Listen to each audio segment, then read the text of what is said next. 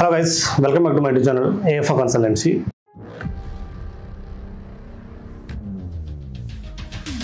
So ఈరోజు మనం cypress history గురించి మాట్లాడుతున్నాం. సో సైప్రస్ వచ్చేసి ఒక చిన్న స్మాల్ ఐలాండ్ అనమాట. సో సైప్రస్ టోటల్ రేంజ్ వచ్చేసి 140 మైల్స్ అండ్ 225 కిలోమీటర్స్. సో సైప్రస్కి అసలు ఎలా స్టార్ట్ చేశారు జర్నీ అనేది. So first elephants, deers, goat and pigs something ఇవి వచ్చి చుట్టుపక్కల కంట్రీస్ వాళ్ళు వచ్చి మేపడానికి వచ్చారనమాట సైప్రస్ని. సో అలా చేస్తున్న ప్రక్రియలో చిన్నగా జనాలు రావడం మొదలుపెట్టారు వన్ బై వన్. సో వచ్చి ఏం జరిగిందంటే సైప్రస్లో కాపర్, టిన్ అండ్ బ్రోజ్ సో ఇవి దొరకడం స్టార్ట్ చేశారు. సైప్రస్లో ఫస్ట్ ఈ సైప్రస్ చుట్టుపక్కల ఉన్న కంట్రీస్ ఈ టర్కీస్ కానీ, ఈజిప్టియన్ కానీ, బ్రిటిష్ కానీ అండ్ యూరోపియన్ కానీ సో ఫస్ట్ జనాలు ఏంటంటే ఎలిఫెంట్ని తీసుకురావడం మొదలుపెట్టారు. ఎందుకంటే ఆ ఎలిఫెంట్ని ఫారెస్ట్లో వదిలిపెట్టారు సైప్రస్. ఎలిఫెంట్ తర్వాత డియర్స్ కానీ, పిగ్స్ కానీ అండ్ నెక్స్ట్ క్యాట్ ఇలా రావడం జరిగింది.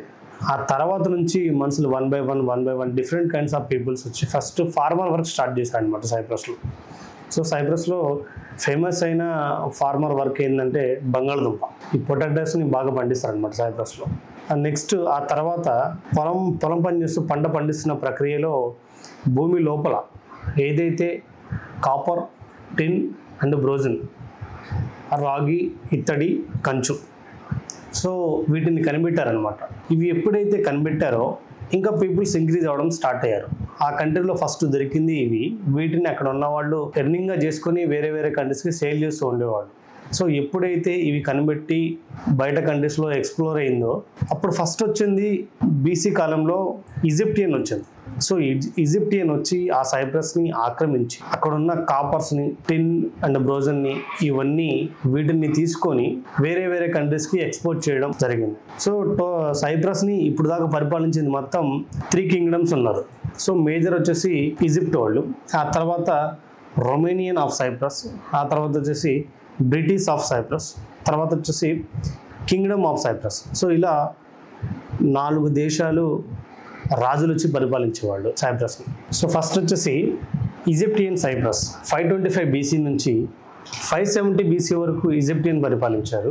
ఆ తర్వాత నుంచి రొమేనియన్ సైప్రస్ ఎంటర్ అయ్యారు. సో రొమేనియన్ సైప్రస్ వచ్చేసి 572 BC నుంచి 960 BC వరకు రొమేనియన్ పరిపాలించారు. రొమేనియన్ తర్వాత కింగ్డమ్ ఆఫ్ సైప్రస్, వీళ్ళు కూడా బ్రిటిష్ వాళ్ళే. 961 నుంచి అప్ టు 1191 BC వరకు బ్రిటిష్ కింగ్డమ్ వాళ్ళే పరిపాలించారు. దాని తర్వాత నుంచి నెక్స్ట్ ఇంకో గవర్నమెంట్ ఇంకో రాజు వచ్చి పరిపాలించేవాళ్ళు. ఆ తర్వాత నుంచి బ్రిటిష్ సైప్రస్ పరిపాలించి అప్ టు 1960 వరకు బ్రిటిష్ పరిపాలన జరుగుతూనే ఉంది. ఆ బ్రిటిష్ పరిపాలన తర్వాత సైప్రస్ అంతా ఏకమై ఫ్రీడమ్ ఫైట్ కోసం ఫైట్ చేస్తే అప్పటికప్పుడు ఇండిపెండెన్స్ డే వచ్చిందనమాట, గ్రీక్ ఇండిపెండెన్స్ డే. అప్పుడు సైప్రస్కి ఒక ప్రత్యేకంగా నేమ్ ఏమని వచ్చిందంటే రిపబ్లిక్ ఆఫ్ సైప్రస్.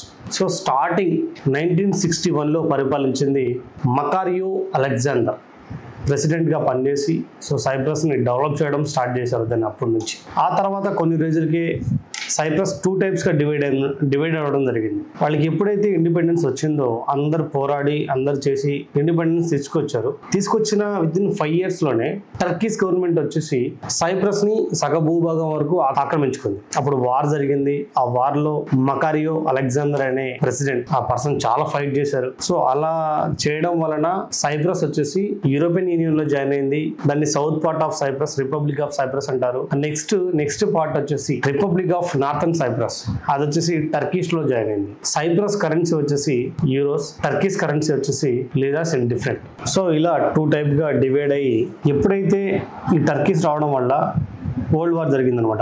ఆ కంట్రీస్కి వార్ జరిగింది, టర్కీస్కిను సైప్రస్కి. అప్పుడు సైప్రస్ గ్రీక్ సపోర్ట్ తీసుకొని సగ భాగం వరకు ఆక్రమించుకుంది. ఆ గ్రీక్ సపోర్ట్ తోటి దాన్ని సౌత్ సైప్రస్ అంటారు. సో సౌత్ సైప్రస్ వచ్చేసి క్రిస్టియానిటీ కంట్రీగా మారింది యూరోప్ యూనియన్ లో. ఆ next Turkish, Pakistan, Bangladesh and some Islamic country support తీసుకొని సగ భూభాగం ఆక్రమించుకొని అది టర్కిష్గా చేంజ్ అయింది. Like north and Cyprus. So ఇలా 2 types గా డివైడ్ అయింది అనమాట. అక్కడ పీపుల్స్ చాలా ప్రొటెక్ట్ చేశారు, అయినా ఇస్లామిక్ సపోర్ట్ తీసుకొని అప్పట్లో ఆక్రమించుకుంది. సో ఇంకా మీకు సైప్రస్ గురించి తెలుసుకోవాలని ఆసక్తికరంగా ఉంటే మన యూట్యూబ్ ఛానల్ కింద కామెంట్ పెట్టండి. 2 types గా ఎలా డివైడ్ అయింది, అసలు ఏ విధంగా కోల్డ్ వార్ స్టార్ట్ అయింది అనేది కూడా నేను నెక్స్ట్ వీడియోలో మీకు చాలా బ్రీఫ్లీ ఎక్స్ప్లెయిన్ చేస్తాను. సో అంతవరకు మన వీడియో చూస్తూ ఉండండి. So thank you so much. Please subscribe to AFA Consultancy.